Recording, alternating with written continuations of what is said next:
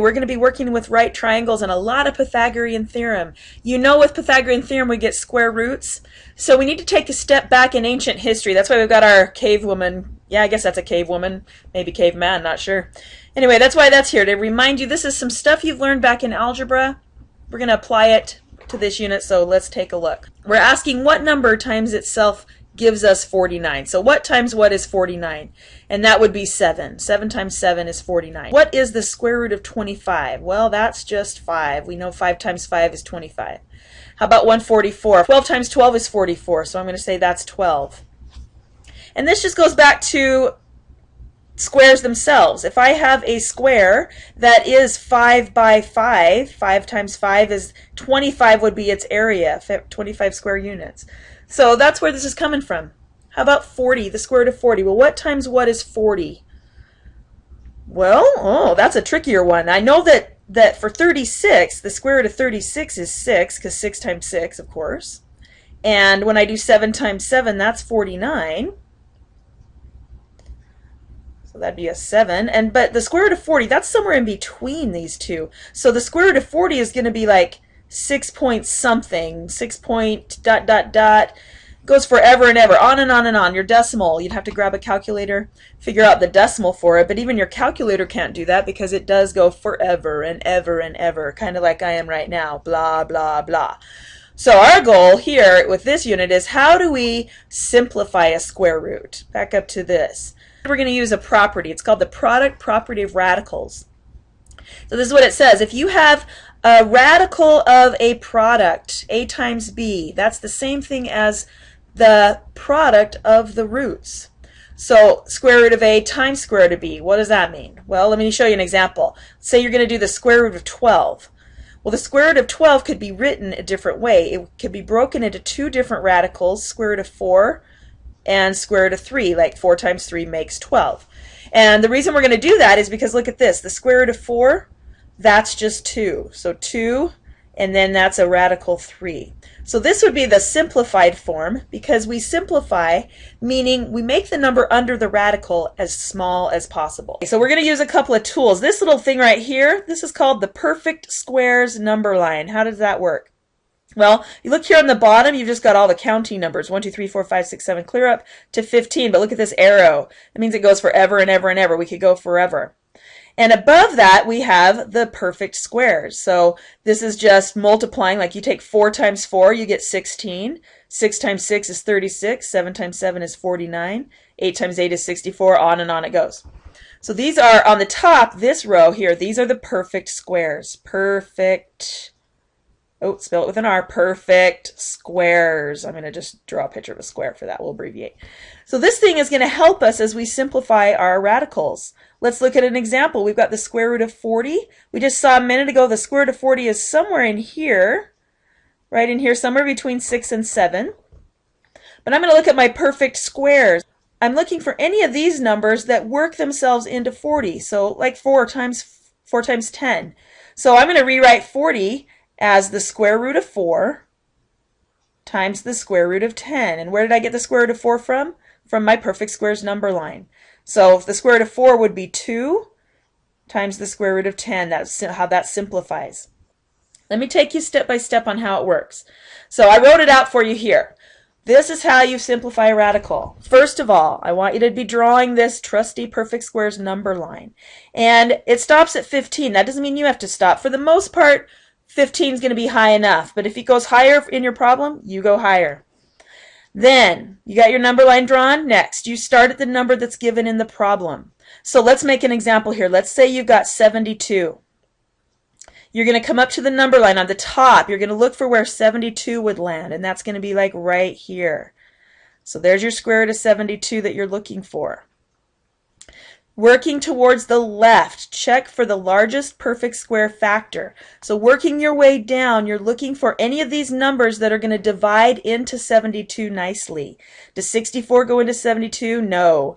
Does 49 go into 72? No. Does 36 go into 72? Yes. So 36 is what we want. We're going to write that number under a radical. So we're going to change this 72 and we're going to write down the square root of 36. Well, 36 times what is 72?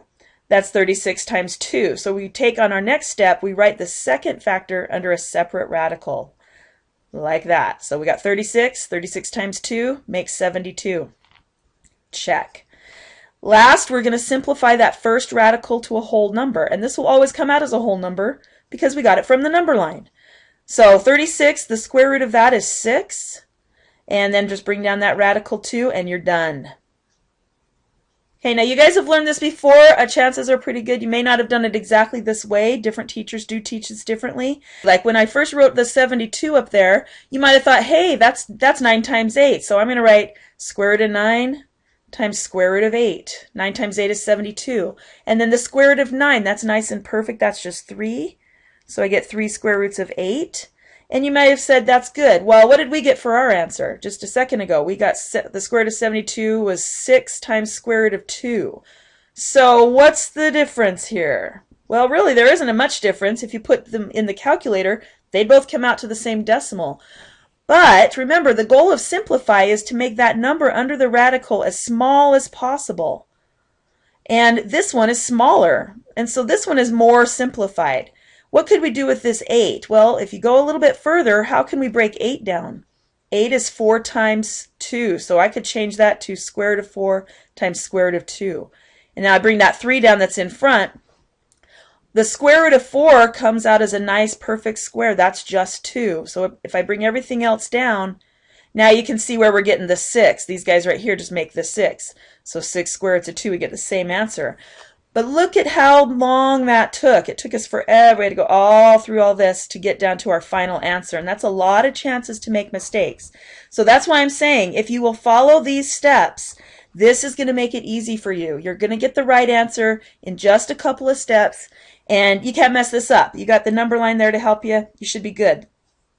Let's do some more examples. See how this works. Okay, so my first one, square root of 18. I go to my trusty number line.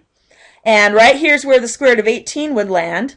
Then I work my way towards the left and look for a number that I could factor into 18. Does 16 go into 18? No. Does 9 go into 18? Yes. So I want to rewrite this as 9, or the square root of 9. 9 times what is 18? That's 9 times 2. So they both go under a square root.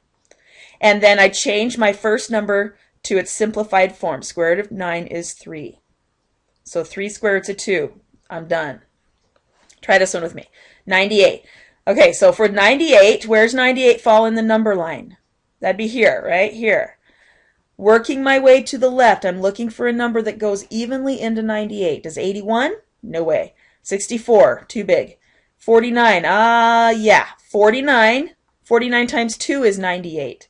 So I'm going to take this and change it to the square root of 49 times the square root of 2. Check that. 49 times 2 makes 98. Now I just simplify my first one. What is the square root of 49? That's just 7. Bring the rest down and you've got your answer. 7 square roots of 2. Hey, this is pretty easy. Let's do another one. Square root of 48. Let me erase this. Clear out my number line here. All right, we're ready to rock and roll. So start with the number line. Where's the square root of 48 land? Right here. Work your way down to the left. So square root of 48, does 36 go into 48? Nope. How about 25? Nope. How about 16? Yeah. 16 goes into 48, so we can rewrite that. Let's put down our 16 under a square root, and it's 16 times 3. That makes 48, so let's write the 3 down also. Simplify square root of 16 to 4, bring down the other radical, and you're done. All right, are you ready to bring it on with the tough ones? Oh, that is huge. 6,000. Big time. Okay, with this one, we could work our way up this number line. It would take a pretty long time to get to 6,000. But those zeros right there, they make me think 100's going to work. So I'm going to just guess that 100 is going to be my square root. So I'm going to put that under my first radical, square root of 100. And it's 100 times what? 100 times what makes 6,000? That'd be 100 times 60. Okay, so that square root of 100, that's just 10. And square root of 60. Now, remember, that was a guess that was my biggest one. So how can I check that to see if I'm even right? Well, I have a radical. Let's do this process for 60 and see if we could maybe break it down even more. This might take us another step. So I take my 60, and where is that? That's right here in my number line, and let's just keep our process going. So working my way down. Does 49 go into 60? No, too big. 36 is too big. 25 does not go into 60. 16, does that go into 60? Don't believe so. How about 9? We've got to work our way down. How about 4? Yeah, 4 does go into 60. Okay, so let's come back. Let's change that radical 60 into square root of 4. And 4 times 15 is what makes 60, so let's put in the 15. Don't forget the 10. That's in there. That's just coming along for the ride. So I do have to take extra steps with this one. The square root of 4, that's 2. So 2 times radical 15, the rest is coming down. Of course, we're multiplying, so bringing the 10 times the 2 to a 20, 20 radical 15, and that's my final answer. Love it. Okay, a little more challenging. You guys can handle this. Okay, now number 5 is a little bit different because there is a 4 right in front of that, and don't let that throw you. You're really going to kind of ignore it. Don't ignore it like leave it behind. You know, have you ever been on a family road trip and your brother or sister or maybe even you got left behind when you stopped for gas? You don't want to do that with this. You just keep that 4 there, but just deal with the radical 108 part. Okay, so up to our number line. 108 is going to be here. What can go into 108 nice and even? Not 100, not 81. 64 I think is too big. How about 49? No, that doesn't work. How about 36? 36 going to 108? I'm not sure. I'm going to have to check that one. Let me grab a calculator here. All right, 108 divided by 36. My gut tells me this is going to work, but I'm not sure. Oh, it does work. It's 3. Okay, so that's pretty good. So let's rewrite this. 36 under our first square root, and the other number was 3 under our next square root. Okay, so 36, square root of 36 makes a 6. Don't forget that 4. Don't forget that radical 3. Bring them all down, and let's bring these guys together to make that 24 radical 3. There's our answer. Our next example. 2 radical 75. Just like the last one, I'm going to make sure that 2 comes along for the ride, but I'm really just focusing on the square root of 75. Okay, right here on my number line, let's work our way down. 64 is a no. 49 does not go into 75. 36 does not go into 75. Hey, 25 does.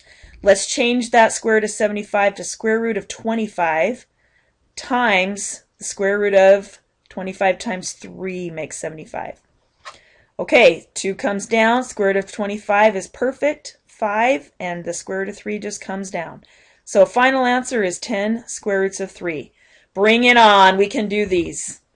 So do they get any trickier than that? Well, yes and no. First though, can you do your number line? Now, I left this one blank, but you do need to be able to make this number line all by yourself. So pause the video and give it a try. Okay, hope you got it. You can check yourself. Let's handle these trickier ones.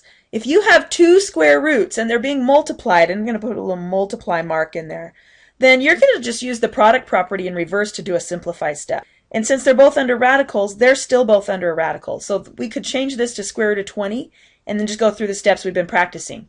Up to the number line, square root of 20 is here. Work your way down. 16 doesn't go into 20. 9 doesn't go into 20. 4 goes into 20. Let's change this to radical 4 times radical 5. And then let's just simplify that to a 2 radical 5. Done. Okay, how do you do it if you have some numbers in radicals, some numbers not? Easy peasy. See the ones that are not in radicals? 3 and 6, multiply them together. 18.